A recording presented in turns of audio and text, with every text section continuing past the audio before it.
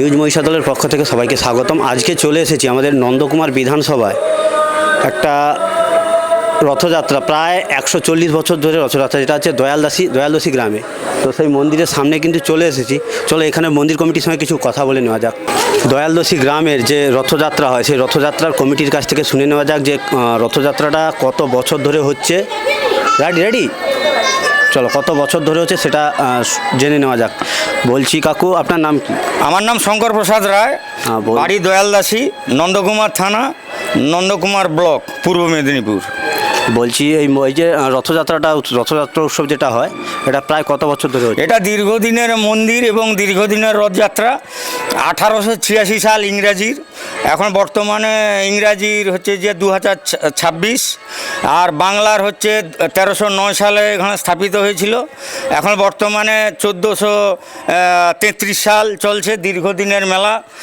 এবং এই মন্দির বহু পুরনো, আগের পুরনো সরকারও চলে গেছে, আগে বিগত সিপিএম সরকারও বিগত গেছে, তারপরে 15 বছর টিএমসি সরকারও গেছে।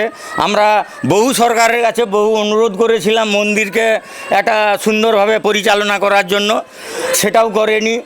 বর্তমানে যে বর্তমান সরকার আসছে, শুভেন্দু অধিকারী মহাশয়, উনাকেও অনুরোধ করব আপনাদের তরফ থেকে, যাতে এই মন্দির এবং এই রথ সুন্দরভাবে পরিচালনা হয়। এবং আমাদের এই রথ কমিটি পরিচালনা করার জন্য আমাদের গ্রাম যথেষ্ট রকম একদম সহযোগিতা করে। এবং শুধু গ্রাম নয়, আমাদের এই 5টা 10টা গ্রাম সম্পূর্ণ সহযোগিতার হাত বাড়িয়ে দেয়। এখনও আমরা খুব সুন্দরভাবে এই মেলা পরিচালনা করছি।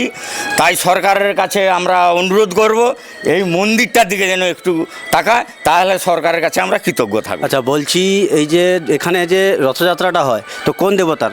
এখানে মহাপ্রভুর মন্দির। এটা মহাপ্রভু, দীর্ঘদিনের ঐতিহ্যবাহী প্রাচীন মন্দির, মহাপ্রভুর রথযাত্রা।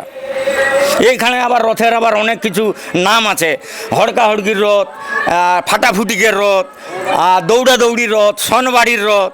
এটা আমরা বিডিও অফিসের কাছে বহু গেট করার জন্য আমরা একটা অ্যাপ্লিকেশানও করেছিলাম, কিন্তু কোনো সরকার এটা কর্ণপাত করেনি।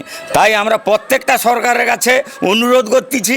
এখনও শুভেন্দু অধিকারী এসছেন, উনার কাছেও অনুরোধ করব, একটা গেট প্লাস মন্দিরটা যেন ফিট করে দেয়, তাহলে উনার কাছে আমরা কৃতজ্ঞ থাকব।